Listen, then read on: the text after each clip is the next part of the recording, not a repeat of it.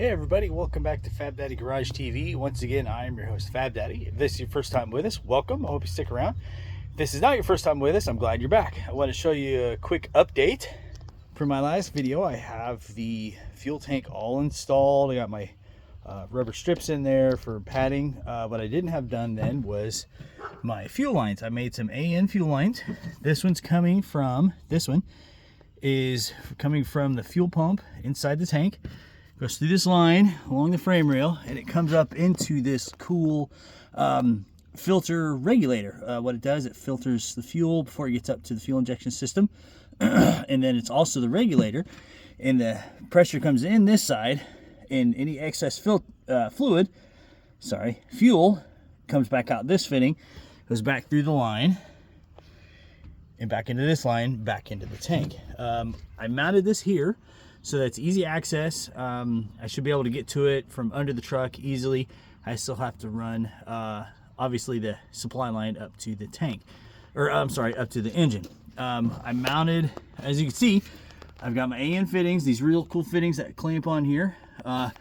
These two fittings, the input and the return, are actually normally press-on fittings where you have to have that little round piece that fits in there to hit the release. But this part here is two parts, and it bolts in, and then this is just the line that bolts on there.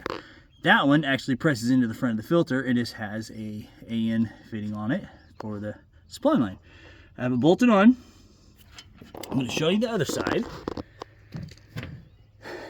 I still have to run the vent tube for filling and the vent for the tank itself. Now, what I did was, on the outside here where I mounted it, I ground the frame down, took the rust off, and I used an old bolt to kind of make it match. And if I had thought about doing that before I ground the frame, I wouldn't have ground the frame.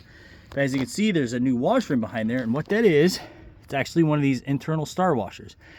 As you can see, if I can get it to focus, it has these little teeth that when you tighten it up, it bites into the bolt head and the frame, causing a good connection for the ground. Because if you can see, I don't know if I can get in there or not, there actually is on the mounting, yeah, there it is, on the mounting plate, there's this ground strap that comes up from the filter regulator.